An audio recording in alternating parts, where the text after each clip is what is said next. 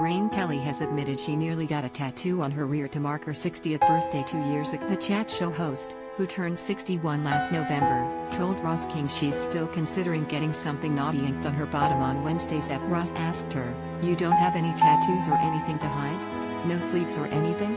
Look out of this world like Lorraine in a planet print dress from Zara. 69.99 Zara printed midi dress out of this world. Buy now." Between the likes of Susanna Reid, Willoughby, and Lorraine Kelly, we always spot at least one piece on morning television that we're desperate to get our hands on. Today it was Lorraine's dress that really caught our attention thanks to the Celestial-inspired that midi length is both flattering and very much on trend. It's from none other than Zara, but the bad news is it's an old favorite of Lorraine's, so it has now sold out. She first wore it back in 2017. So instead, take inspiration from the night sky and shop the options in our Ghost. Kitri and Joanie have got our favorites. Prices may not be as advertised. Now get one like it previous. Next £169 Ghost Lottie dress. Buy now £48 Joanie Star and Moon print dress, now reduced to £20. Buy now £140 Kitri Abigail Star print dress, now reduced to £99. Buy now £415 Officine Generale printed dress at Net-a-Porter, now reduced to £120.50. Buy now. Lorraine replied, "No, I haven't got any tattoos. I was going to for my 60th, I was going to get one on my bottom but I couldn't decide what, maybe some planets? I don't know, something naughty because nobody would see it apart from husband. I might still get it, why not?"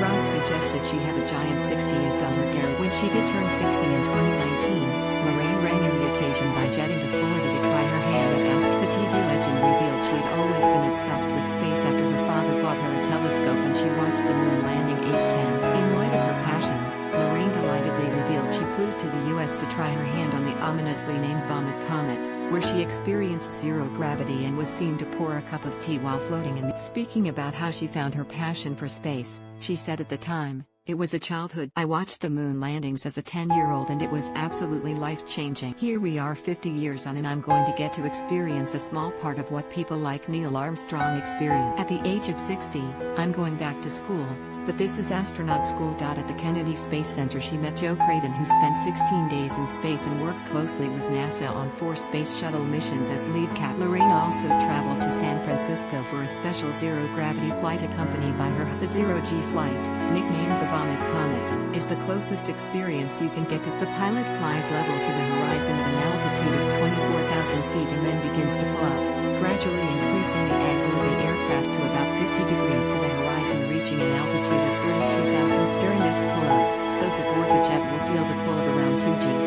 The Boeing 727, which took off from San Jose International Airport, repeated the maneuver around 15 to 20 times and each weightless burst lasts around 20 to 45 seconds. In incredible clips from her experience in the simulator, Lorraine appeared totally awestruck as she floated around in the zero-gravity space. In her column for The Sun, she detailed, "From NASA we traveled to San Francisco, and the zero-gravity. I didn't sleep a wink the night before and was up and ready hours in advance to be taken on board the specially converted plane G-Force 1, rather ominously dubbed the Vomit Comet. Weightlessness is achieved by flying the plane, like an airliner but with no seats, through a series of parabolic arcs." She was then seen in San Francisco, where she poured a cup of tea in the air.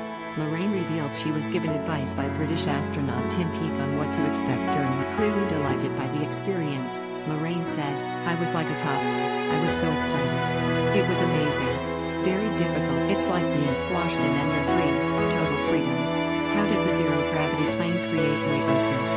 Zero-gravity planes, dubbed Vomit Comets, create a weightless experience by flying in parabolic maneuvers. Zero Gravity Corporation uses a modified Boeing 727 G-Force 1, controlled by specially trained. First, the fly level to the horizon at an altitude of 24,000 feet, according to the company. Then, the pilot pulls up, gradually increasing the angle to about 45 degrees. At this point, the plane reaches an altitude of 32,000 feet. When the plane is then pushed over, riders will enter the zero-gravity segment of the parabola, and everything on board will be weightless for 20 to 30 seconds. Riders are given a chance to stabilize on the floor during a gentle pull-out, and then the maneuver is repeated 15. Advertisement.